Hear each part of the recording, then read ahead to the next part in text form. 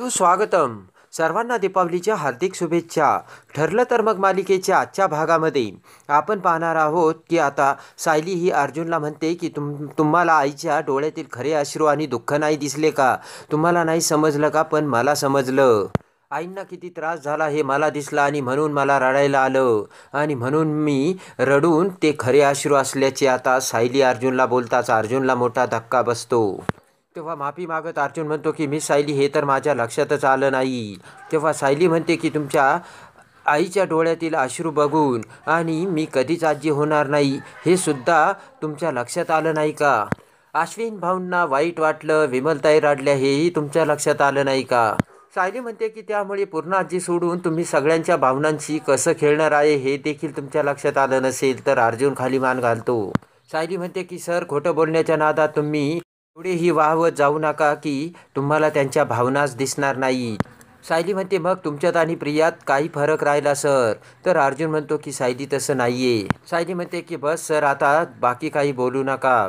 इकडे आता कल्पना ही विमलला समजावत असते की अगं घरात बाळ येणार होतं हे समजल्यावर किती आनंद झाला होता आणि पूर्णाईसुद्धा सायलीची काळजी घेण्यासाठी सांगत होत्या.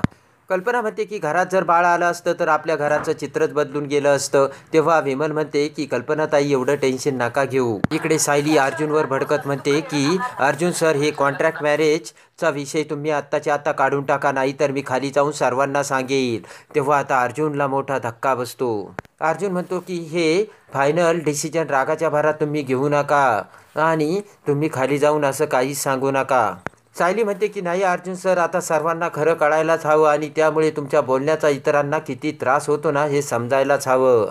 असे म्हणत आता रागाने सायली दरवाजा उघडून सर्वांना सांगण्यासाठी खाली जाऊ लागते. तर अर्जुन पळतच मिस सायली ऐका माझं असं म्हणत सायली पाठीमागे येऊ लागतो. बाहेर कल्पना आणि विमल बसलेल्याच असतात. तेवढ्यात सायली ही पटकन कल्पना समोर येऊन बसते. तर अर्जुन म्हणतो की एक मिनिट मिसेस. तर कल्पना आ करून अर्जुनकडे बघू लागते. तर अर्जुन म्हणतो की मिसेस सायली अर्जुन सुभेदार. तर कल्पना म्हणते अर्जुन काय चाललंय तुझं? तर हसतच अर्जुन म्हणतो की सायली मला तुमच्यासोबत बोलायचं, चला ना तुम्ही.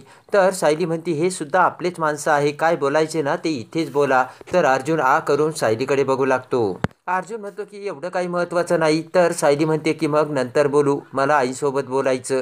हळूच विमल म्हणते की वहिनी वातावरण तापलेलं दिसतंय बरं का? हसतच अर्जुन म्हणतो की मम्माशी काय बोलायचं तुला? तेव्हा सायली म्हणते की ते मी तुम्हाला कसं सांगू आणि कशाला सांगू ते मी माझ्या सासूसोबतच बोलेन. कल्पना ही ते ऐकून हसू लागते. कल्पना म्हणते की अर्जुन काय चाललं तुझं? तू जा बरोबरती, कशाला त्रास देतो सायलीला? तर अर्जुन म्हणतो की तीच मला त्रास देती. कल्पना म्हणते की हा काही ऐकणार नाही. अगं सायली माझा मुलगा एवढा गायावाया करतो, जा बरे जा, त्याचं ऐक जरा. तर सायली म्हणते की आई म्हणतात म्हणून मी जाते. तर लगेचच सायली ही अर्जुनसोबत बाजूला येते. कल्पना हसू लागते. तेव्हा अर्जुन म्हणतो की मिस सायली तुम्ही मम्माला काहीही सांगू नका. हळूच विमल म्हणते की यांचं भांडण कशावर चालू असेल? तर हसतच कल्पना म्हणते काय माहिती, पण यांचं भांडण गोड दिसतंय. तर दोघेही हसू लागतात. हात जोडत अर्जुन म्हणतो की रागाच्या भरात तुम्ही काही सांगू नका. तर सायली म्हणते झालं का तुमचं? आणि पटकन सायली पुन्हा कल्पनाकडे येते. इकडे आता तन्वी तिच्या बेडरूममध्ये असताना नागराज तिथे येतो. तर प्रिया म्हणते की हे बघा माझी बॅग चेक करा, मी तुमच्या घरातून काहीही चालवलेलं नाही आहे. तर तुम्ही पुन्हा म्हणताल की मी हे घेऊन गेले ते घेऊन गेले. तेव्हा नागराज म्हणतो की तन्वी हे सर्व तुझं काय चाललंय? तन्वी म्हणते की मी या घरातून आता कायमचं जाते आणि तुम्ही चेक करून घ्या, तुम्हाला जे समजतंय ना तेच आहे आणि मी आता या घरात एक क्षणही राहणार नाही. तेव्हा नागराजला मोठा धक्का बसतो. नागराज म्हणतो तन्वी तुला काय मधून मधून वेड्याचे झटके येतात का? आणि एवढा मोठा प्लान केलाय त्यामधून तू असेच बाहेर पडतेस का? तर तन्वी म्हणते की मग एवढ्या मोठ्या प्लानमध्ये तुम्ही तरी काय केले? तन्वी म्हणते की फक्त तुमच्या युगोसाठी तुम्ही हे सर्व करताय आणि तुम्हाला कष्ट तर काही नाही करायचे, फक्त तुमच्या भावाची प्रॉपर्टी दिसते. तन्वी म्हणते की अशाने किल्लेदाराची प्रॉपर्टीज मिळणार नाही आणि मग मी तरी कशाला थांबू? नागराज म्हणतो काय बोलतेस तन्वी, मी काहीच करत नाही. अगं तुला तन्वीचा मुखवटा बसून या घरात कुणी आणलं? तन्वी म्हणते की मग मी काय त्या विपुलच्या अंगावर अक्षदा टाकायच्या का? तेव्हा नागराज म्हणतो की तुझ्या मर्जीविरुद्ध दादा तुझं लग्न लावू शकत नाही आणि असं काहीच होणार नाही आहे तन्वी. तर लगेचच सुमन दरवाजा उघडून तिथे येते आणि बॅगा बघत म्हणते की अय्या तुम्ही बाहेर कुठे निघालात, मला कसं काही सांगितलं नाही. नागराज म्हणतो की सुमन अगं माझी बॅग कुठे, इथे नीट बघ ना. तेव्हा सुमन म्हणते की तन्वी तू कुठे निघालीस, तर नागराज म्हणतो की तिच्या क्लासची पिकनिक आहे तेव्हा ती चालली. तर लगेचच सुमन म्हणते की एवढ्या बॅगा घेऊन. तर लगेचच सुमन तन्वीच्या साड्या ह्या लॉन्ड्रीवाल्याकडे धुण्यासाठी घेते आणि बाहेर निघून जाते. इकडे आता अर्जुन त्याच्या बेडरूममध्ये त्याचा ऑफिसला जाण्यासाठी आवरत असतो आणि विचार करतो की मिस सायलींना तरी काय झालं, अगोदर त्या एकदम व्यवस्थित वागायच्या पण आता एकदम हट्टी झाल्या.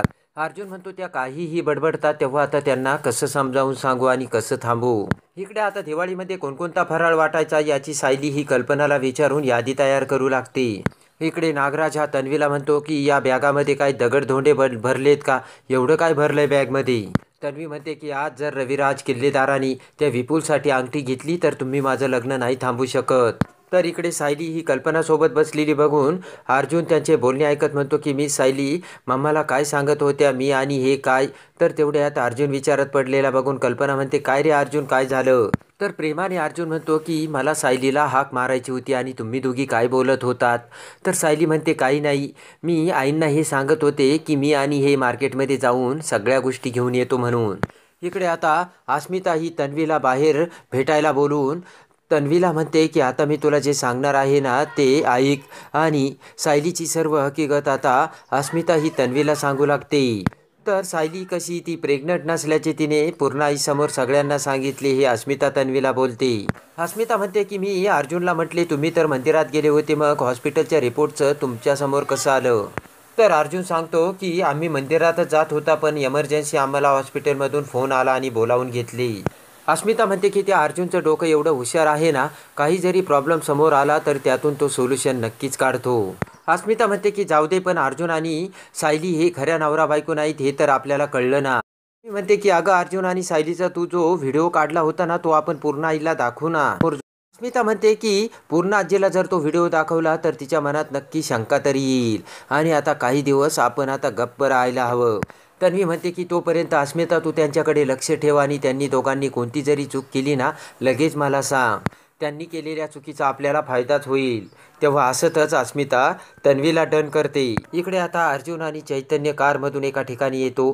तर कारमधून उतरत हळूच चैतन्य हा अर्जुन समोर येत म्हणतो काय चाललंय तुझं. तर अर्जुन म्हणतो की माझं काही नाही, हे सर्व मिस सायलींचं चाललंय. चैतन्य म्हणतो की काय केलं आता मिस सायलीनी. तर अर्जुन म्हणतो की प्रेग्नन्सीचं ते प्रकरण मिस सॉल्व केलं आणि सायली माझ्यावर खुश होतील असं मला वाटलं पण तसं काहीच नाहीये. तर सायली आपल्याला म्हटल्या की मी हे खोटे कॉन्ट्रॅक्ट मॅरेज आहे ना हे मी सगळ्यांना जाऊन सांगेल. तेव्हा अर्जुनने कसा सायलीचा हात धरून त्यांना बाजूला आणले हे सर्व आता अर्जुन चैतन्यला सांगतो. चैतन्य म्हणतो की सायलीच्या एकदम गळ्याशी आलं तर त्यांना राग नाही येणार का. अर्जुन म्हणतो की म्हणजे. चैतन्य म्हणतो की आश्रम विकला गेला होता त्यावेळेस सायलींची काय अवस्था झाली होती. तर अर्जुन म्हणतो की चैतन्य सायली मम्माला जर सांगणार होतीस तू अजून मला का टेन्शन वाढवतोस मग. तेव्हा चैतन्य म्हणतो की अर्जुन तू अजून प्रॉब्लेम वाढवू राहिलास. चैतन्य म्हणतो की अर्जुन तुझ्या आणि सायलीच्या नात्यातले 6 महिने संपले सुद्धा आणि आता फक्त 5 महिने उरले आणि ते सुद्धा असेच निघून जाईल, त्यासोबत सायली सुद्धा अशाच निघून जातील. तर इकडे अस्मिता ही अजून एक मोठी काडी लावते. कुसुम ही सायलीला भेटायला घरी येताच हळूच अस्मिता म्हणते की माहीत आहे का सायली प्रेग्नेंट आहे. तेव्हा कुसुम ते बोलणे ऐकून कुसुमला मोठा धक्का बसतो आणि रागाने कुसुम ही सर्व वस्तू आदळत इकडे सायलीच्या बेडरूममध्ये येते आणि सायलीकडे बघत जोराने कुसुम ही सायलीच्या कानाखाली मारते आणि म्हणते की अगं सायली तुला काही कळतं का, हे तू काय करून बसलीस. कुसुम म्हणते की जरा जरी लाज बाळग सायली, तुला दिवस गेलेत ही गोष्ट तू माझ्यापासून लपून ठेवलीस. रागाने कुसुम म्हणते की असं का वागलीस तू सांग ना. तेव्हा आता कुसुमने येताच भयानक सत्याचा उलगडा केलेला असतो. तेव्हा आता सायली ही कुसुमला कोणते उत्तर देणार हे बघण्यासाठी आणि ठरलं तर मग मालिकेच्या डेली अपडेटसाठी आपल्या चॅनलला लाईक करा, सबस्क्राईब करा.